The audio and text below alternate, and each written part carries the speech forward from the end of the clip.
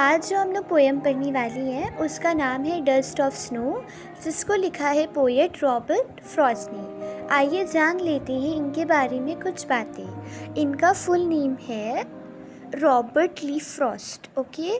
और इनका जन्म हुआ था 26 मार्च 1874 में सैन फ्रांसिस्को, यूनाइटेड स्टेट्स में।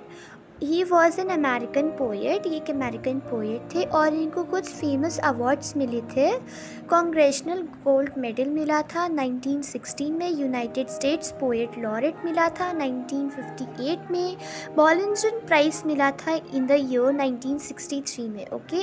और भी बहुत सारे अवार्ड्स हैं जो पोएट को मिल चुके हैं। और इनकी डेथ हो गई थी 29 जनवरी 1963 में बॉस्टन, यूनाइटेड स्टेट्स में, ओके।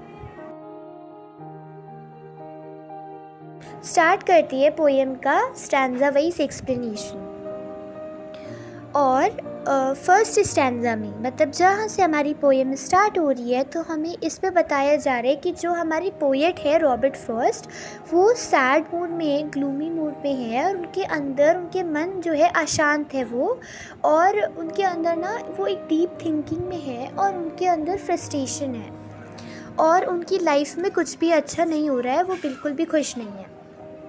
डस्ट ऑफ स्नो का मतलब होता है टाइनी पार्टिकल्स ऑफ स्नो, बर्फ़ के छोटे छोटे पार्टिकल्स, ठीक है। तो अब स्टार्ट करते हैं। The way a crow shook down on me, shook का मतलब होता है हिलना। The dust of snow from a hemlock tree, और हेमलॉक ट्री क्या होता है? A poisonous plant with small white flowers, एक पॉइजनस प्लांट होता है जिसके बहुत छोटे छोटे वाइट फ्लावर्स होते हैं, ओके।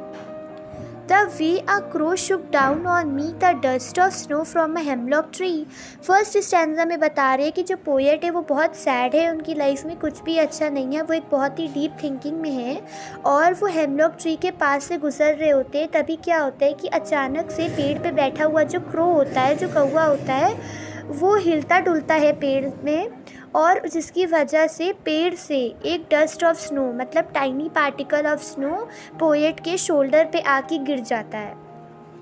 तो फर्स्ट स्टैंजा पे यही बता रहे हैं कि पोएट हेमलॉक ट्री के पास से गुजर रहे होते हैं और तभी अचानक से क्या होता है कि जो पेड़ पे बैठा हुआ जो कौवा होता है वो हिलता है, जिसकी वजह से जो डस्ट ऑफ स्नो होता है, a tiny particle of snow, उसका पार्टिकल जो है वो पोएट के शोल्डर पे जाके गिर जाता है, ओके। आ जाते हैं सेकेंड स्टैंजा पे। Has given my heart a change of mood and saved some part of a day I had rued. Rued का मतलब होता है regret, okay.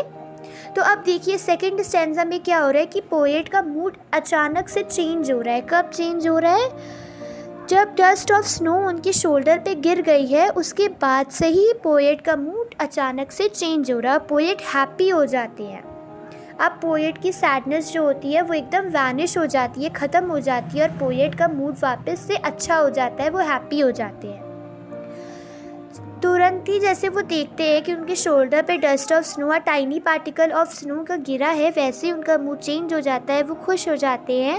And saved some part of a day I had rued, rued का मतलब होता है regret, और वो कहते हैं कि अब मैं खुश हो गया हूँ और आधा उनका जो दिन होता है वो रिग्रेट में निकल जाता है, अनहैप्पी निकल जाता है, लेकिन अभी भी उनके पास आधा दिन होता है जिसमें वो अपना दिन अच्छे से खुशी से बिता सकते हैं, ठीक है।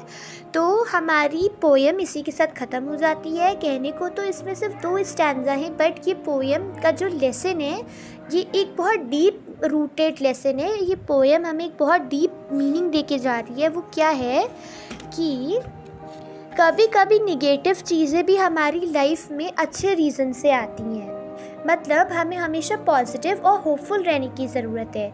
हमारे जो बैड टाइम्स होते हैं, जो हमारे टफ़ टाइम्स होते हैं, उनसे हमें कभी कभी लेसन मिलता है जो हमारी लाइफ में बहुत हेल्पफुल होता है आगे चल के।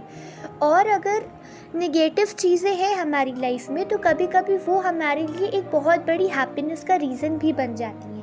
इसीलिए हमें हमेशा पॉजिटिव और हैप्पी रहना चाहिए, ओके। एंड अपने हैप्पी डेज़ का वेट करना चाहिए।